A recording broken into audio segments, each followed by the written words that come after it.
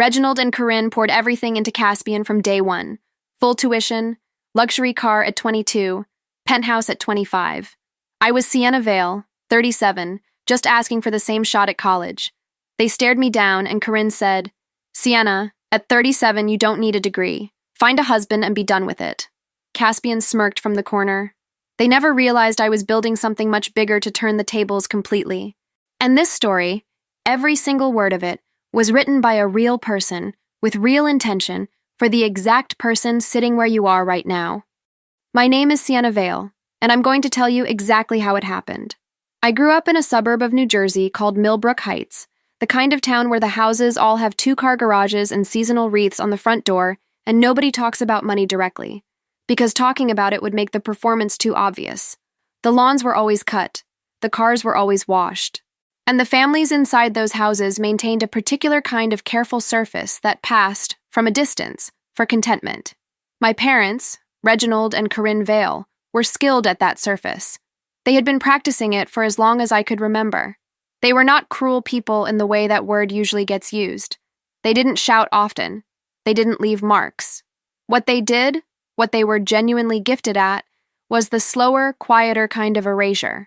The kind that happens over 1,000 small moments stretched across a childhood. The kind you only understand once you're old enough to look back and name what you were watching. And by the time I was old enough to name it, I had already been living inside it for 30 years. Caspian was 5 years younger than me. He came into the house the way certain children do, loud, bright-eyed, already full of a confidence that seemed to have been granted to him before he could walk. I remember the afternoon Corinne brought him home from the hospital. I was 5 years old, sitting on the bottom stair in a dress she had ironed that morning, holding a card I had made with construction paper and a glue stick that said, "Welcome, baby," in uneven red letters. She walked past me to the living room and set him down on the couch, and Reginald followed with a camera, and they took 37 photographs that afternoon. I counted them later, going through the stack on the kitchen table. I was in 2 of them. In one, I was blurry. That is not a metaphor. That is just what happened. By the time Caspian was in middle school, the architecture of our family had been built so completely around him that it no longer required conscious effort to maintain. It was simply the order of things, the natural gravity of the household. Reginald coached his baseball team and never missed a game. Corinne drove 2 hours each way to his travel tournaments every weekend from April through August, year after year, and she did it without complaint because it never occurred to her that it was something to complain about. It was just what you did. For him. When Caspian wanted guitar lessons, he got them within the week. When he wanted a new bike, it appeared by Saturday. When he needed a tutor for calculus, Reginald hired the best one in the county. When I asked for anything, not often, because I had learned early that asking produced a specific kind of exhaustion in Corinne's face, a barely perceptible tightening around the eyes, the answer was usually some version of, "We'll see," followed by silence, followed by nothing, followed by the quiet understanding that the answer had always been no, and the "we'll see" had simply been a way of ending the conversation without having to say so directly. I am not telling you this for sympathy. I want to be precise about that. I stopped needing sympathy for my childhood somewhere around the age of 29, when I had enough distance from it to understand that what I had witnessed in that house was not a mystery, and not an accident, and not the result of some unconscious oversight my parents could be forgiven for simply because they had never examined it. It was a choice, repeated, daily, across 2 decades. A choice to see one child as the future and another as an obligation that had already been mostly fulfilled. What that choice produced in me was something I wouldn't have predicted, and something I would not wish to undo. It produced a particular kind of attentiveness, a habit of watching, of cataloging, of understanding, from a very young age, that the world was not organized around fairness, and that the only response to that fact, the only one that carried any real dignity, was to become someone who didn't need it to be. My grades were excellent, not because anyone pushed me, not because Reginald sat with me at the kitchen table the way he sat with Caspian, because I understood, somewhere deep in my chest, that my mind was the one thing in that house that belonged entirely to me. No one had given it to me. No one could reprice it or redirect it or hand it to someone else when I left the room. I graduated high school with a 4.2 GPA and a letter of commendation from my AP English teacher, and neither of my parents attended the ceremony. Caspian had a baseball tournament that weekend. Of course he did. I worked through my early 20s in office jobs, administrative work, data entry, filing systems, phone banks, the kind of roles that pay enough to keep you housed and fed, but not enough to save, not enough to plan, not enough to become. I watched friends begin to build their lives in ways that felt permanent. Some went back to school, others started businesses. I answered phones and took the late path train home through the tunnel under the Hudson and told myself, in the dark of those commutes, in the yellow light of those half-empty cars, that I was not finished, that this was not the shape my life was going to hold forever, that something larger was still possible, if I was patient enough and quiet enough and strategic enough to reach it. And then, at 37, I decided to stop waiting and find out. I made an appointment. I drove to Millbrook Heights on a Tuesday afternoon in October, when the maples on their street had gone fully amber, and the air carried that particular cold that smells like old leaves and everything that refuses to last. I sat in the driveway for 4 full minutes with the engine off, watching the light in the kitchen window, organizing my words, reminding myself to breathe evenly and speak clearly, and not let my voice go small the way it used to when I was a child, standing in that hallway asking for something I already knew I wouldn't receive. I did not know what was about to happen inside that house. I did not know that the next 40 minutes would be the last 40 minutes of a version of myself I had been carrying far too long. I did not know that the woman who walked back down that front path would be a fundamentally, permanently different person than the one who had walked up it. I knocked on the door. Reginald answered, and I stepped inside. The front hallway of the house on Walnut Creek Drive smelled exactly the way it had always smelled. Wood polish and something faintly floral, a plug-in air freshener Corinne had been buying in bulk from the same store for 20 years. The coat rack by the door still held Reginald's canvas jacket on the left hook, the one he had worn to every school event of Caspian's that I could remember. The side table still had the ceramic bowl where they kept the spare keys. Nothing had changed. Nothing ever changed in that house, and I had spent enough years outside of it to understand that the unchanging quality was not comfort. It was armor. Reginald led me into the front sitting room without asking why I had called ahead for a formal visit. He was 63 years old that October, still broad across the shoulders, still carrying the particular posture of a man who believed his physical presence communicated authority without him having to say a word. He sat in his chair, the wingback near the window, the one that had always been his, and folded his hands in his lap and looked at me the way he had always looked at me, patient, slightly distracted, waiting for me to be done with whatever I had come to say. Corinne came in from the kitchen a few minutes later with a glass of water she set on the side table nearest me and did not offer directly. She was 61, still precise in her movements, still wearing the kind of cardigan that communicated effortless suburban composure. She sat on the love seat across from me and crossed her ankles and looked at me with an expression I had catalogued 1,000 times, attentive on the surface, already partially somewhere else underneath. Caspian was in the corner armchair. I hadn't noticed him when I walked in, which was strange, because he filled a room the way he always had, loudly, even in silence. He was 32 that year, still handsome in the easy way of men who have never had to work particularly hard for anything, still wearing the particular half-smile that had irritated me since childhood. He had driven up from the city for the weekend, Corinne had mentioned on the phone, just to visit. The way she said it made clear this visit had significance that mine did not. I sat down. I set my bag on the floor beside my feet. I had rehearsed this moment in the car, in the shower, in the quiet of my apartment at 2 a.m. when I couldn't sleep. I had chosen every word deliberately. I had decided I would be calm, direct, and clear, that I would ask for exactly what I needed without apology, and without the reflexive softening I had spent decades using to make my requests easier for them to decline. I said, I want to go back to school. I've researched programs. I know what I want to study, and I know what it costs, and I'm asking if you'll help me cover tuition the way you covered Caspian's. The room did not go silent immediately. There was a small pause, the kind that happens when something lands in a space and everyone present takes a half-second to decide how to respond to it. Reginald's expression shifted almost imperceptibly, a small tightening at the corners of his mouth. Corinne tilted her head the way she did when she was about to reframe something. Reginald spoke first.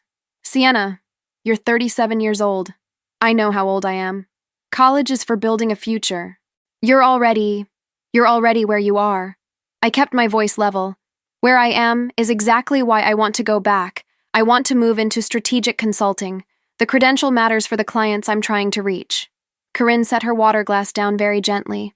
Sienna, She said my name the way she always said it when she was about to tell me something she had already decided. At 37, you don't need a degree. That ship has... The window for that is really for younger people who are still establishing themselves. What you need... She paused, glanced at Reginald. What would actually make sense for you at this stage is to find a husband. Settle down properly. Be done with it. I heard it. Every syllable of it. I felt it land in my chest the way certain sentences do. Not with heat, not with the sudden sting of something unexpected, but with the cold, clarifying weight of something you have suspected for a long time finally being confirmed out loud. Be done with it. As if my life were a task they had been waiting for me to complete so they could stop having to factor it into their considerations. From the corner of the room, Caspian made a small sound. Not a laugh. Something just below a laugh. A breath through the nose. A smirk contained just barely within the boundaries of plausible deniability. I looked at him for exactly 2 seconds. He looked back with the comfortable confidence of a man who has never once, in his entire life, been told that his window had closed. I picked up my bag from the floor. I did not raise my voice. I did not cry.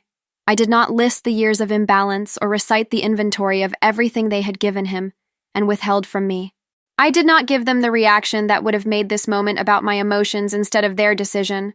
I simply stood up, and I looked at both of them, and I said, "Okay, thank you for your time." And I walked out of that house. The air outside was cold and sharp and smelled of October, and I stood on the front path for a moment, and I breathed it in, and I felt something settle in me. Not defeat, not grief, not even anger in the traditional sense. Something quieter and more permanent than any of those things. A door closing, a direction becoming the only direction.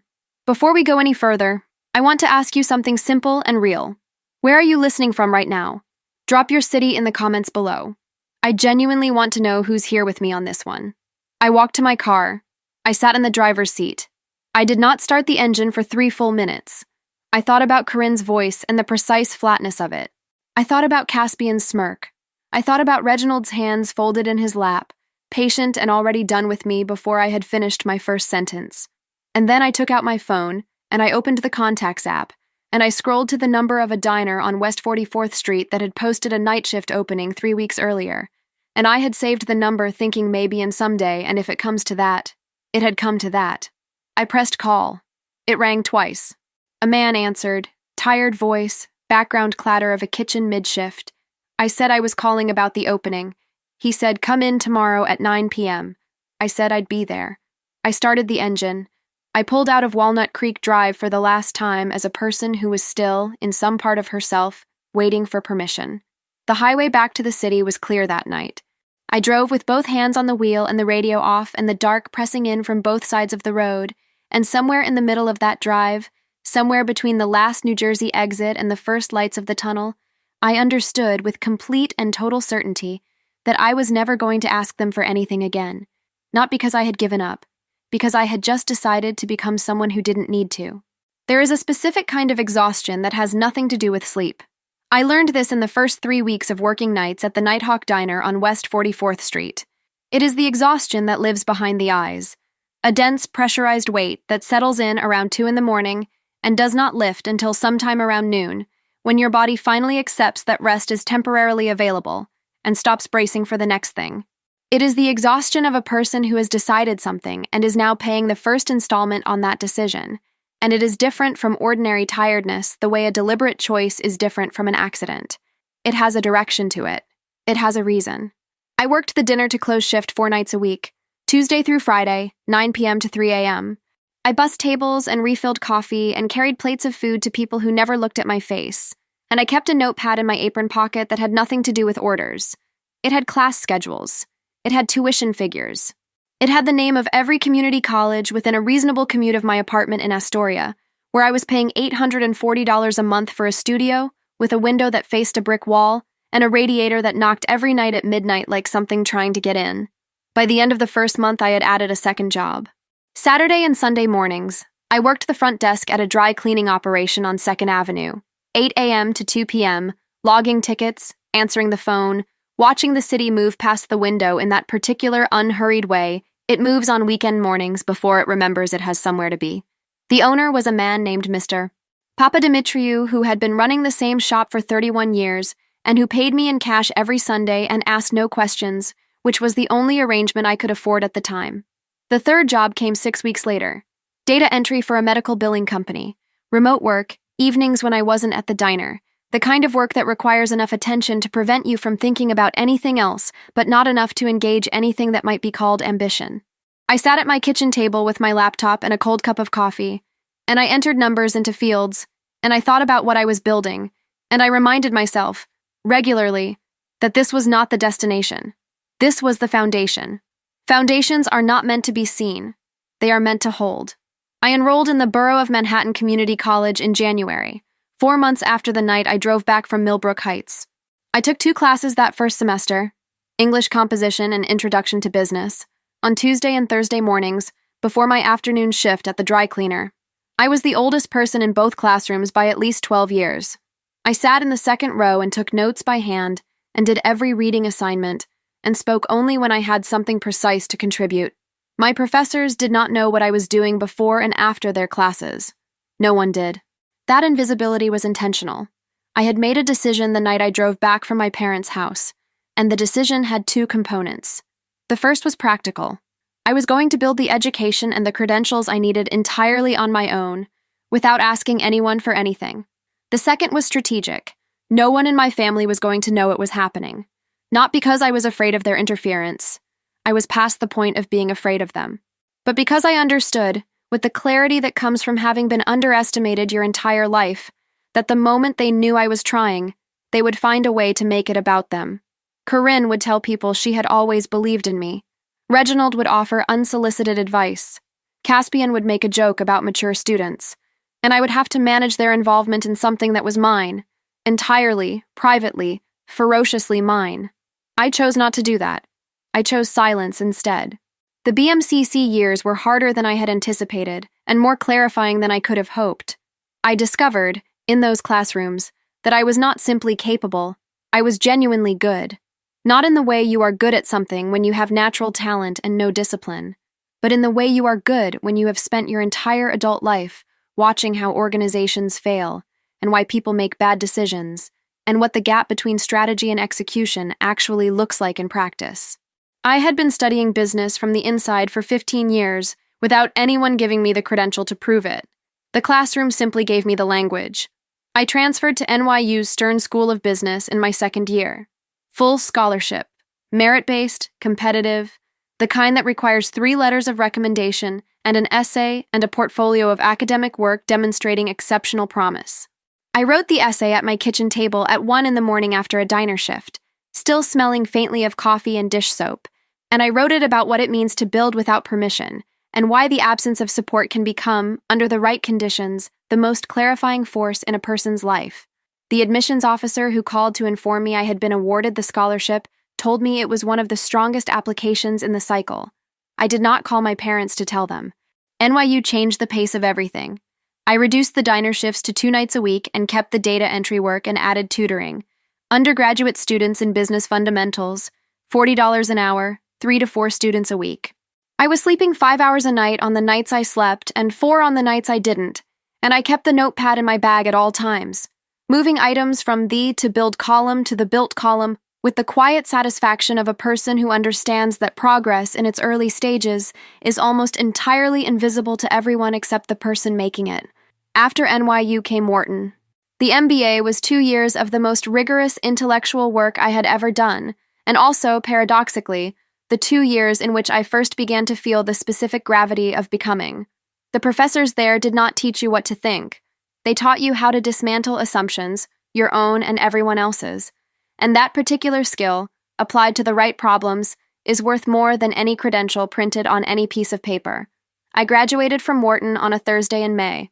I sat in that auditorium and listened to my name called and walked across the stage and accepted that degree with both hands. And I thought about Corinne's voice in the sitting room on Walnut Creek Drive, and the precise, dismissive flatness of, find a husband and be done with it. I thought about it clearly, without heat, the way you think about something that no longer has power over you. Then I walked back to my seat and I thought about what came next. 3 weeks later, my personal cell phone rang. Unknown number. New York area code. I almost didn't answer. I was between shifts, sitting on my fire escape with a coffee and a strategy brief I'd been reviewing for a class contact who had mentioned knowing someone at a mid-size firm looking for project consultants. The voice on the other end was efficient and unhurried. A chief of staff, she said, calling on behalf of a senior executive who had received my name through a mutual contact and wanted to discuss a short-term engagement. She told me the name of the company. I had seen that name before, framed in a magazine profile, on the desk in Reginald's front office, every single year of my childhood. The engagement lasted 6 weeks. That first Fortune 500 contract was a supply chain restructuring project, a mid-tier manufacturing division that had been hemorrhaging margin for 3 consecutive quarters, and needed someone who could come in from the outside, map the failure points without the political interference of internal teams, and deliver a remediation framework that the executive board could actually implement. I worked 18-hour days for 6 weeks straight.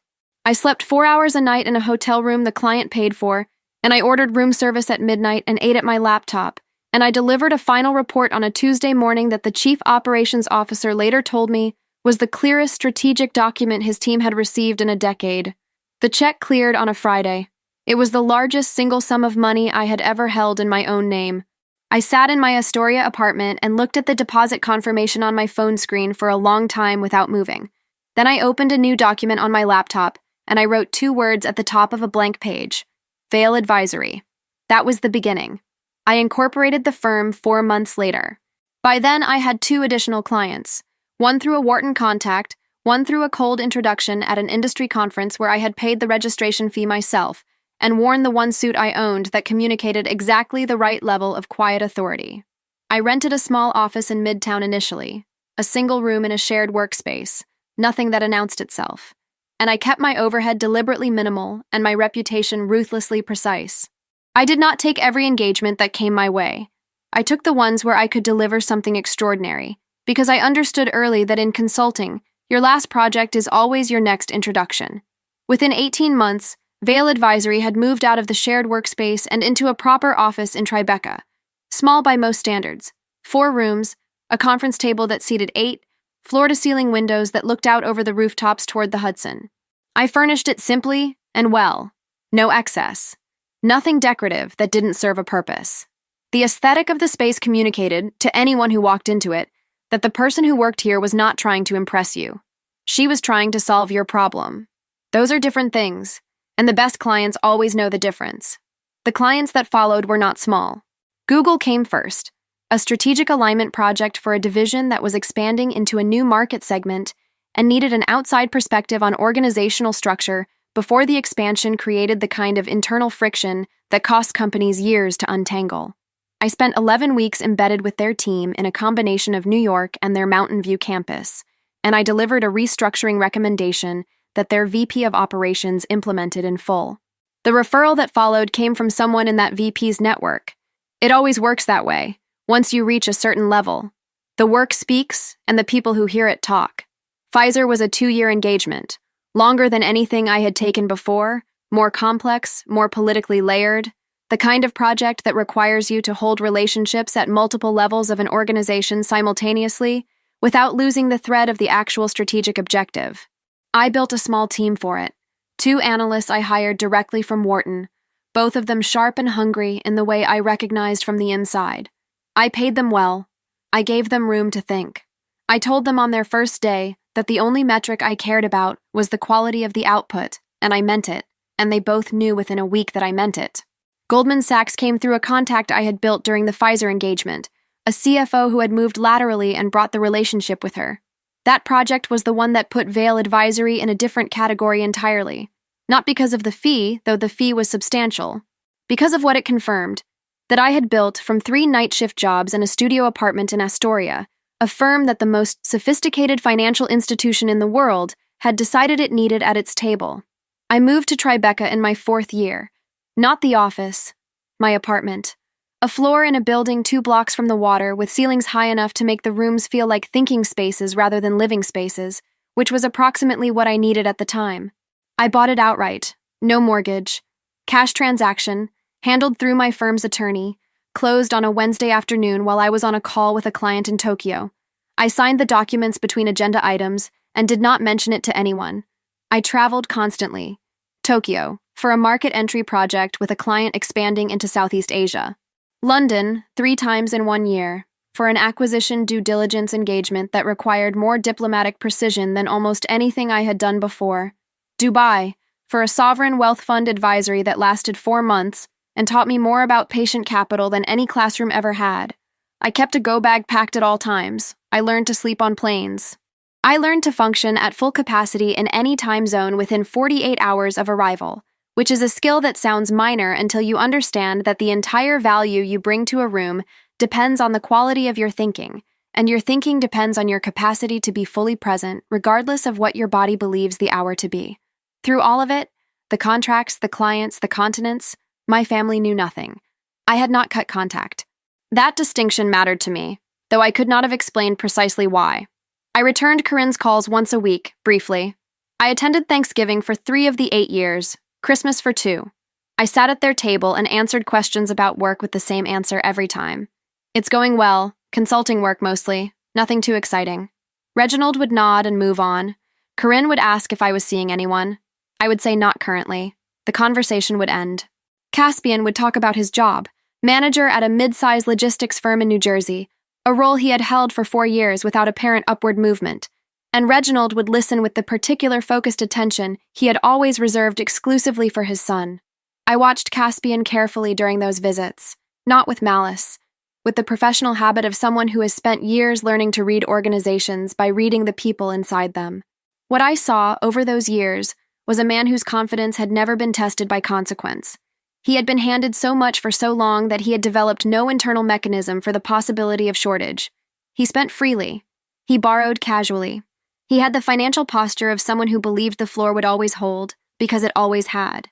I noticed the credit card he reached for at dinner one Thanksgiving, the one that was declined quietly, replaced smoothly by another, the small adjustment of expression that lasted less than a second before the charm came back up like a screen. I noticed the way he changed the subject when Reginald asked about a specific investment he had mentioned 6 months prior. I noticed the watch he wore to Easter that he could not have afforded on his salary, and the way he did not meet my eyes when I looked at it. I said nothing. I filed it. And then one afternoon in early spring, 8 years after the night I drove back from Millbrook Heights, my phone rang. Reginald's name on the screen. He almost never called me directly. I answered on the second ring.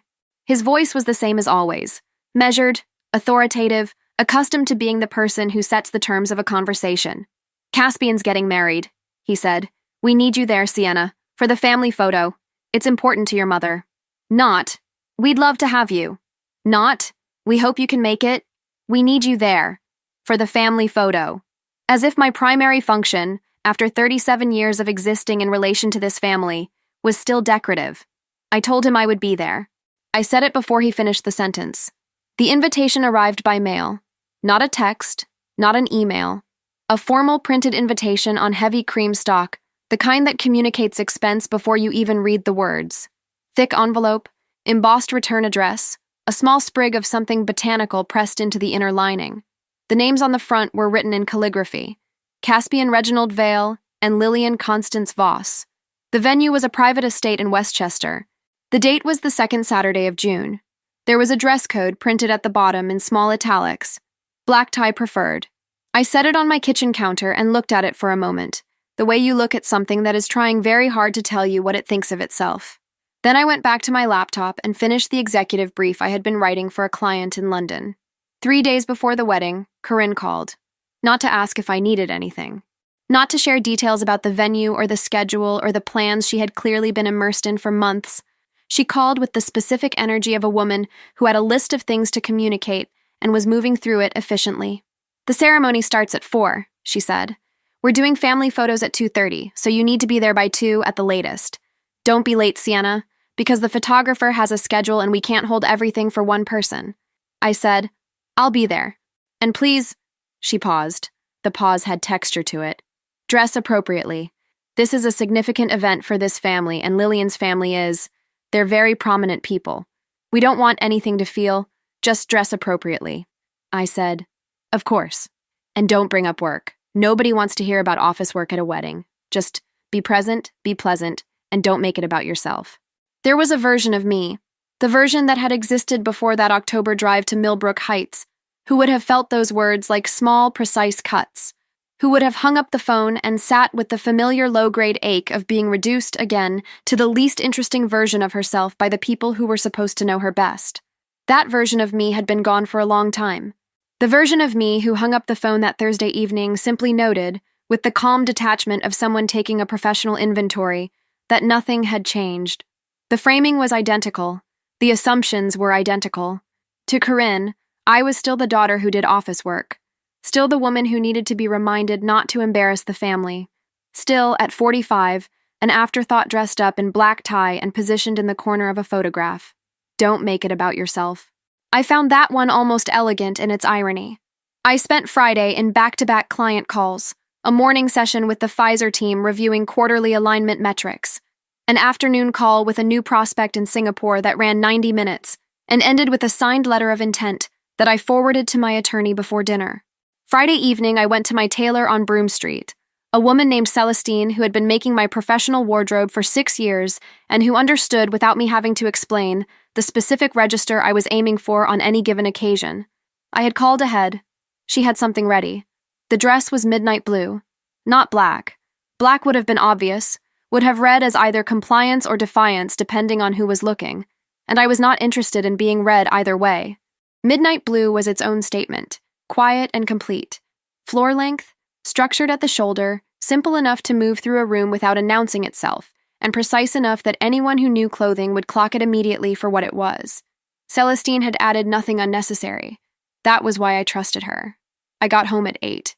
I made tea.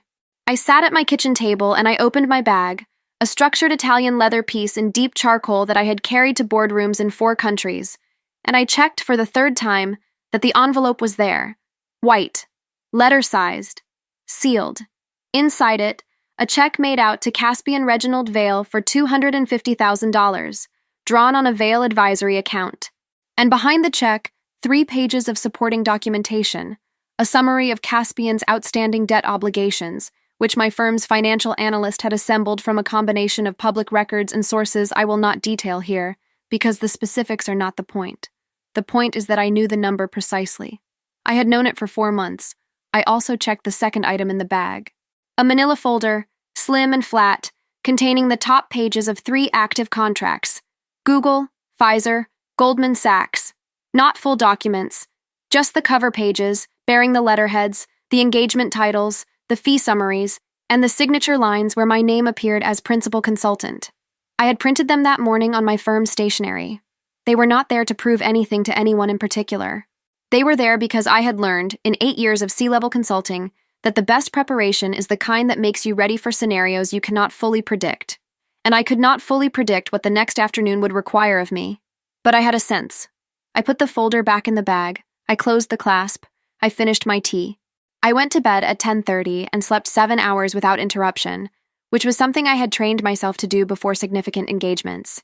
Not because I wasn't feeling anything, but because I had learned that what you feel before a high-stakes moment is less important than how clearly you can think inside it. I want to stop here for just a moment and ask you something real. Has anyone ever looked at you, really looked at you, and decided exactly what you were worth before you ever had a chance to show them? Before you finished a sentence, before you walked through a door, before you even opened your mouth? If that has ever been you, tell me in the comments, because this next part is for you specifically. Saturday morning arrived gray and cool, the kind of June day that can't quite decide what it wants to be. I dressed without hurrying. I did my own hair. Simple, back, clean. I wore the single piece of jewelry I always wore to rooms where I needed to be taken seriously. A thin gold bracelet, plain band, no inscription, that I had bought myself the day Vale Advisory signed its first 7-figure contract. I checked the bag one final time. White envelope, manila folder. Phone on silent. I called a car at noon. Black sedan, the kind I used for client travel.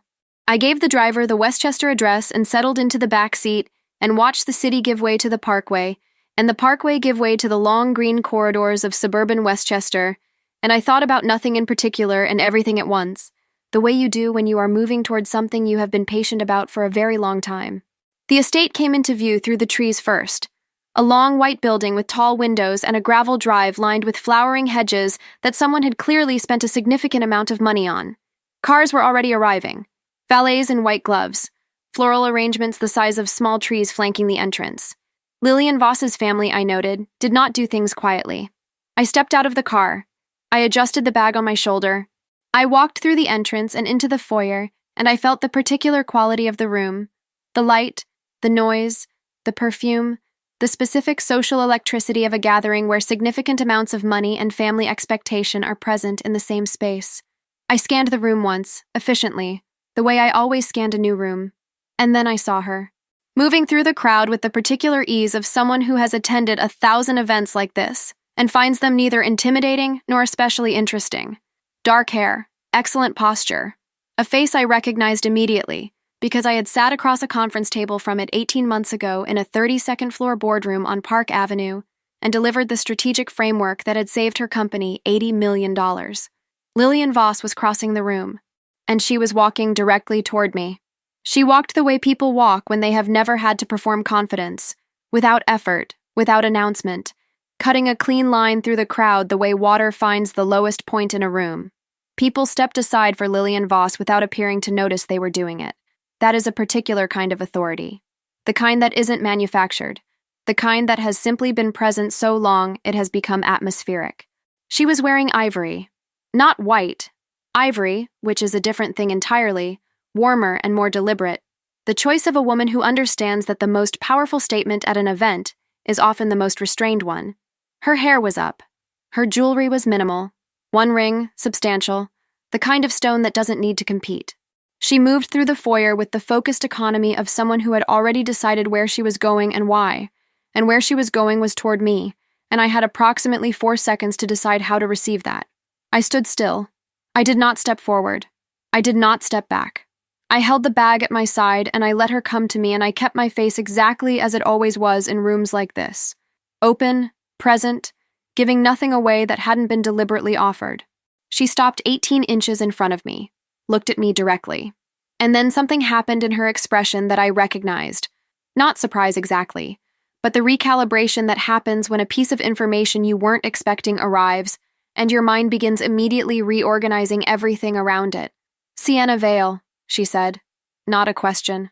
Lillian, I said. She was quiet for exactly 1 beat. Then, you're Caspian's sister. I am. Another beat. Shorter this time. You saved my company. I said. Your team saved your company. I gave them the map. The corner of her mouth moved. Not quite a smile, something more considered than a smile. The expression of a person filing something away for later use. $80 million, she said, quietly enough that it was only for me. The restructuring, the Meridian division, that was you. That was the engagement, yes. She looked at me for another moment with the particular quality of attention that very few people ever direct at another person, the kind that is actually taking you in rather than simply processing your surface. Then she said, Does Caspian know what you do? I held her gaze. Caspian knows I do office work. Something shifted in Lillian Voss's face then. Something quiet and significant. The kind of shift that happens when a person understands, in a single moment, the full architecture of a situation they had previously only seen one wall of. She did not say anything immediately. She simply looked at me, and I looked back at her, and between us in the air of that foyer there was the specific, charged silence of 2 people who have both just understood the same thing at the same time. I see, she said finally. Congratulations on the wedding, I said. She nodded once, gracious, precise. We'll talk later, she said, and then she moved back into the crowd with the same clean economy with which she had arrived, and I watched her go and felt something settle further into place inside me, the way the last piece of a complex mechanism settles when you finally apply the correct amount of pressure to the correct point. The ceremony was beautiful in the way that expensive things assembled by competent professionals are reliably beautiful. The estate's garden had been transformed into something out of a magazine. Rows of white chairs on a lawn that had been cut to a specific height, an arch of white and blush flowers at the far end, string lights threaded through the hedges that would come into their own once the sun went down. Caspian stood at the altar in a suit that cost more than his monthly salary, and he looked handsome and easy and entirely comfortable, the way he always looked in moments designed to celebrate him. I sat in the 3rd row on the family side, between a cousin I barely knew and an empty chair that Corinne had originally designated for a great-aunt who had canceled at the last minute. Reginald and Corinne were in the front row. Corinne was wearing a dress the color of champagne and the particular expression of a woman who has spent 6 months organizing the emotional architecture of an event and is now performing the satisfaction of seeing it realized. Reginald sat with his hands on his knees and his chin slightly elevated, the posture of a man presiding over evidence of his own good judgment. The ceremony itself lasted 40 minutes. I watched Caspian say his vows with the fluency of someone who has always found words easy when the audience is favorable. I watched Lillian say hers with the contained precision of someone who chooses every word deliberately and means exactly what she says. She was, I thought, the most interesting person in Caspian's life, by a distance so significant it constituted a different category entirely. What she saw in him I had theories about, none of them charitable enough to examine closely in that particular moment. The reception moved inside after the ceremony, a ballroom that the estate had clearly built specifically for occasions like this, with ceilings high enough to make the chandeliers look modest, and a floor that reflected the light in a way that made everyone in the room look more significant than they might otherwise have felt. Round tables, 10 to a table, centerpieces that cost more per arrangement than my first month's rent in Astoria. A band in the corner playing something understated and good. The particular warm ambient noise of 200 people performing their best versions of themselves simultaneously. I found my seat. Table 7, near the back. Close enough to the room to be present, far enough from the head table to be invisible, which I understood was precisely the intended arrangement. I ordered water. I did not order wine. I wanted to be completely clear for what came next.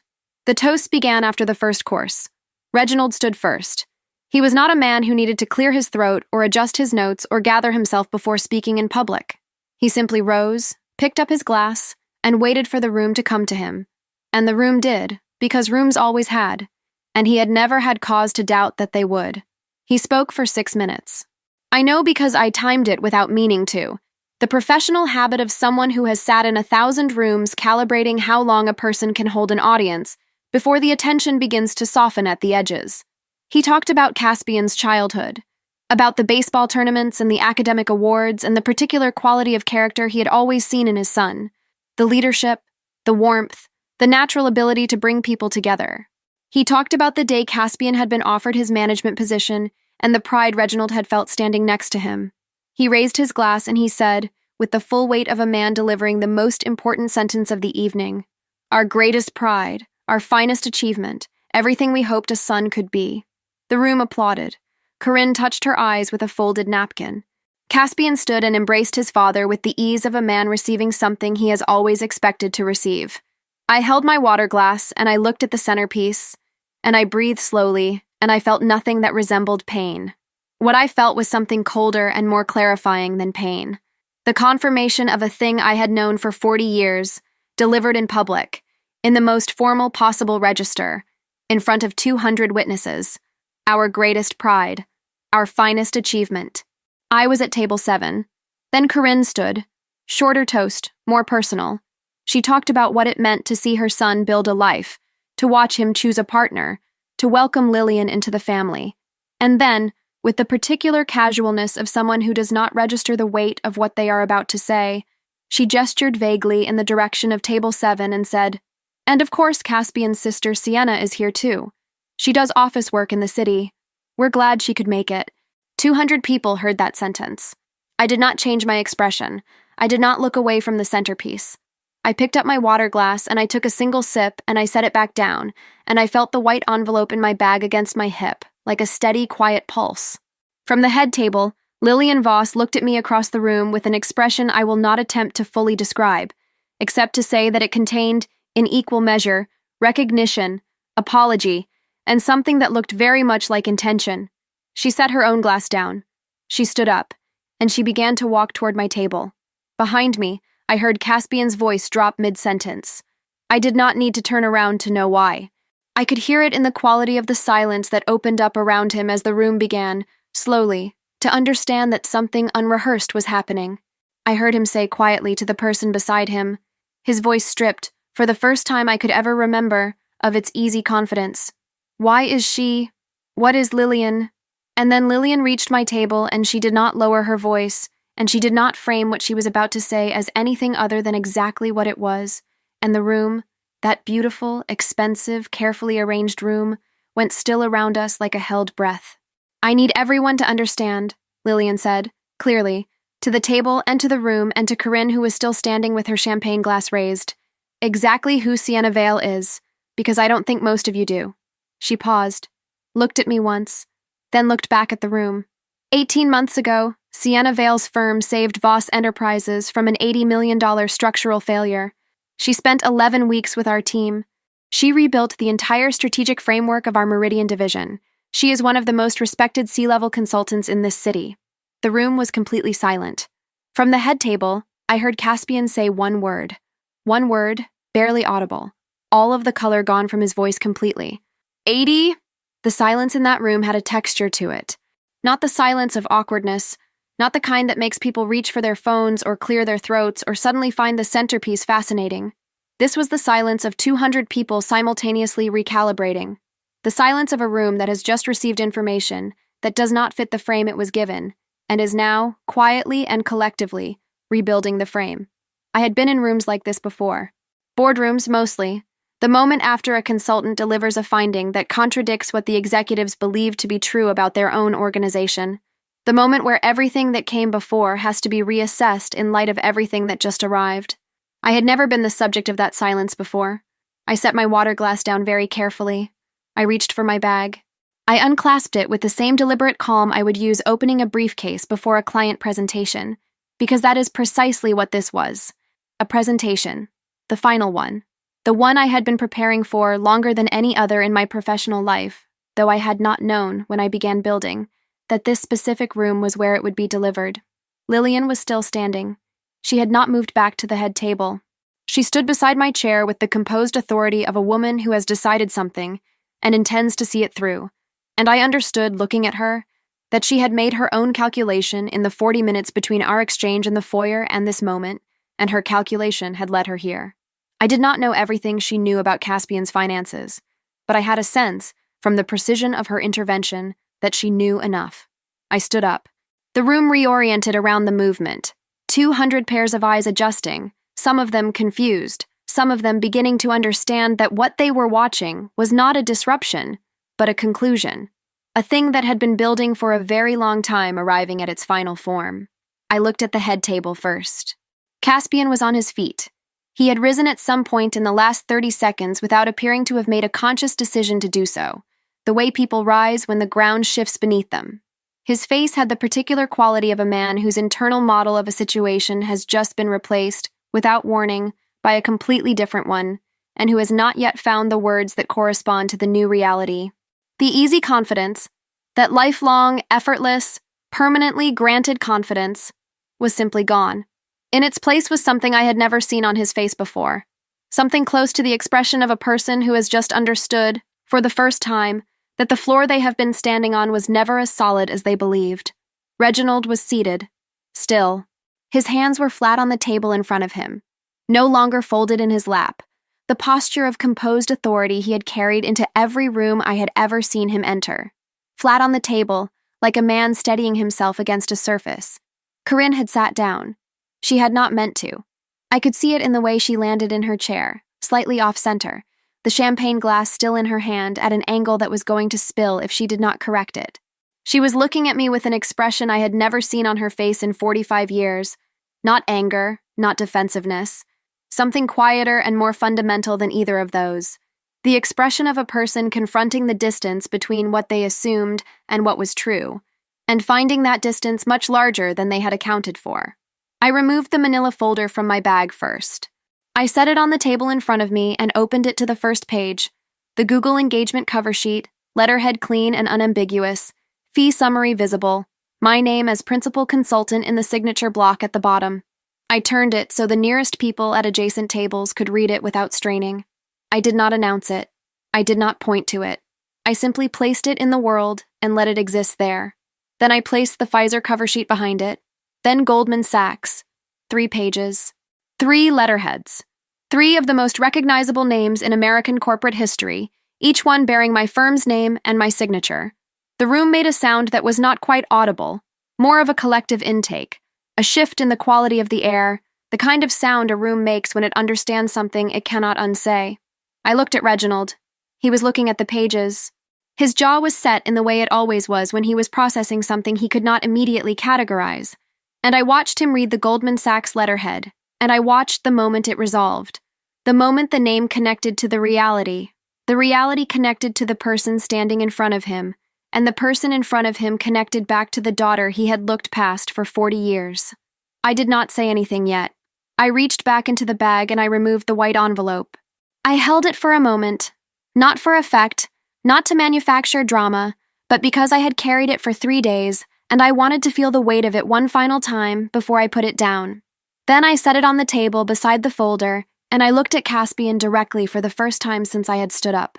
He was still on his feet. His mouth was open slightly. The smirk, that particular, permanent 20-year smirk, was entirely absent.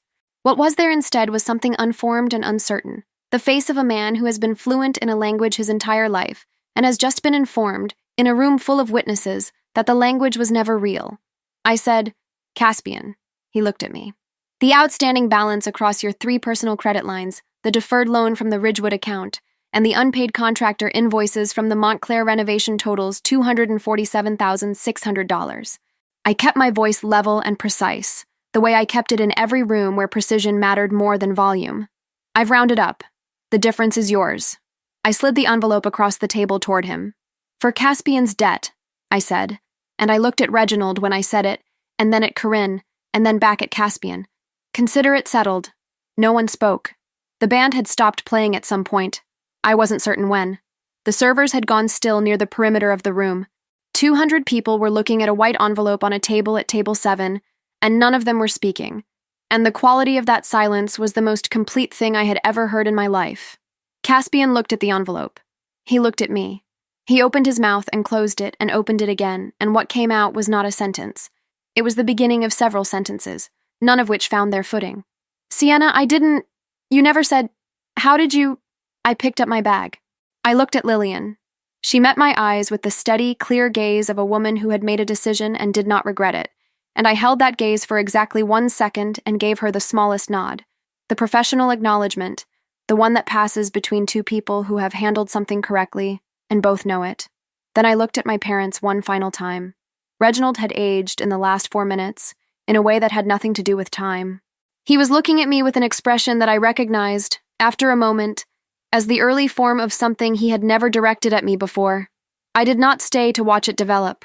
I did not need what it might become. I had not come here for their recognition.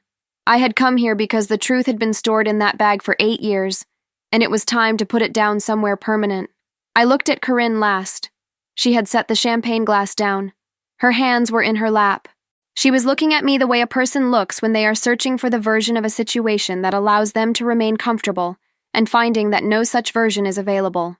I did not hold her gaze long. There was nothing left in it that I needed. I pushed my chair in. I smoothed the front of the midnight blue dress. I adjusted the bag on my shoulder. And I walked out of that room the way I had walked into every room for the past 8 years, without hurrying, without looking back, without any need for the space behind me to confirm what I already knew about myself. The gravel drive outside was quiet. The valets were at the far end. The air was cooler now, the gray June day having finally settled into a proper evening, and it smelled of cut grass and something faintly floral from the hedges and the particular clean emptiness of a moment after a thing has been completed. My phone buzzed in my bag as I reached the bottom of the drive. I didn't need to look at the screen to know who it was. I took it out anyway, held it in my hand, watched the name illuminate the screen in the evening light. Corinne. I looked at it for the length of 3 full breaths. Then I placed the phone, screen down, in the outer pocket of my bag, and I raised my hand for the car. 2 years have passed since that evening in Westchester. I know this because I marked the anniversary without meaning to. I was in Singapore, finishing a debrief with a client whose regional expansion had just cleared its final regulatory hurdle, and I looked at the date on my laptop screen and understood, quietly and without ceremony, that it had been exactly 2 years since I walked down that gravel drive and raised my hand for a car. 2 years since I placed a white envelope on a table and walked away from the longest-running imbalance of my life. I noted it the way you note a landmark from a moving vehicle, with recognition, without the need to stop. The world, in those 2 years, had continued its reorganization. Caspian was let go from the logistics firm 8 months after the wedding. The official language was restructuring, which is the word companies use when they need to move someone out without generating the paperwork that the accurate description would require. The people who knew him professionally were not surprised. The people who loved him were.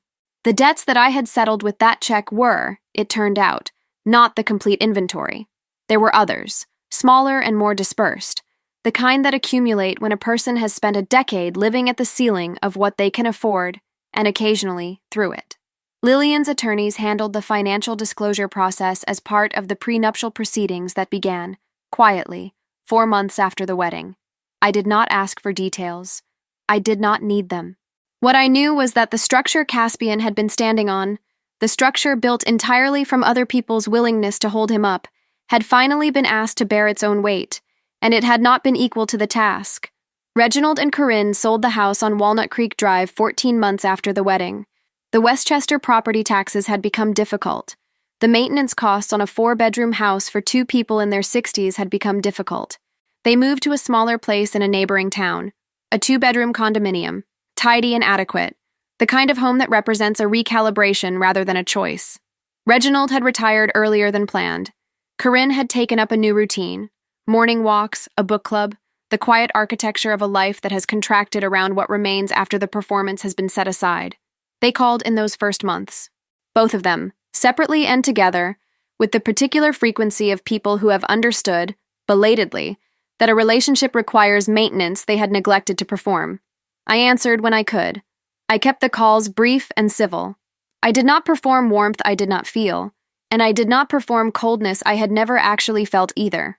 What I offered was what I had always been capable of offering them, if they had thought to ask for it: honesty, delivered without cruelty, in whatever quantity the conversation required. Corinne said on one of those calls, about 6 months after the wedding, "I didn't know, Sienna. I want you to know that. I didn't know what you had built." I said, "I know you didn't." She was quiet for a moment. Then, "I should have." I said, "Yes, you should have." And then I let the silence hold what it needed to hold, and after a moment I told her I had a call I needed to get to, and I said goodbye, and I meant it without reservation and without particular warmth, and that, I had come to understand, was the most honest thing I could give her. Not forgiveness performed for her comfort, not bitterness maintained for mine. Just the clear, uncluttered truth of where things actually stood, offered to a woman who had spent 40 years avoiding exactly that clarity. Vale Advisory, in those 2 years, had grown in ways I had not specifically planned, but had made space for. 2 new senior consultants, an office in London, a partnership with a firm in Tokyo that had produced 3 joint engagements in 18 months. I was working in the way that people work when the work is genuinely theirs, with full attention, without resentment, without the particular exhaustion that comes from building something for reasons that belong to someone else. I traveled when the work required it, and I came home to Tribeca when it didn't, and I had built, in that apartment with the high ceilings and the Hudson 2 blocks away, a life that fit me precisely. Not because it was lavish, because it was chosen. Every piece of it, the work, the space, the relationships, the pace, the direction, had been selected deliberately by a person who had learned, at considerable cost, that the only life worth building is the one you construct from your own understanding of what you need, rather than from other people's understanding of what you should settle for. There are things I know now that I did not know when I was sitting on that bottom stair at 5 years old, holding a construction paper card, waiting for a mother who walked past me to the living room. Things I learned in the dark of 3 night shift jobs and the quiet of a Wharton classroom and the boardrooms of companies whose names you would recognize, and the gravel drive of a Westchester estate on a gray June evening. I will give them to you directly, because you have sat with me through this entire story and you have earned the unadorned version. The first is this: invisibility is not the same as absence. I was present in that family for 40 years. I was simply never looked at. Those are different things, and understanding the difference is the beginning of refusing to accept the former as evidence of the latter. The second: the people who underestimate you are not giving you information about your value. They are giving you information about the limits of their perception. File it accordingly and move on. The third: building in silence is not the same as building in shame. I kept my work private for 8 years, not because I was hiding, but because I understood that certain things grow better without being watched. Protect what you are building until it is strong enough to be seen. The fourth. The most powerful response to being dismissed is not an argument. It is a life, constructed carefully, lived fully, and placed, at the precise right moment, where it cannot be ignored. And the fifth, which is the one that took me the longest to understand, and the one I want to leave with you most, you do not need the people who overlooked you to finally see you in order to be free. The freedom comes earlier than that. It comes the moment you stop organizing your life around the hope of their recognition and start organizing it around the simple, radical fact of your own. I walked out of that room in Westchester and I did not look back. Not because I had stopped caring about what happened there, but because I had finally, completely, and without remainder, stopped needing it to be different than it was. That is not an ending. That is a beginning. And if this story found you at a moment when you needed to hear that, if something in Sienna Vale's 8 years of building in the dark landed somewhere true for you, then type "built in silence" in the comments below. Share this with one person who is building something the world hasn't seen yet. And if you haven't already, stay close, because the next story is already waiting, and it was written, like this one, with real intention, for exactly the person who needs it most. You already know who you are.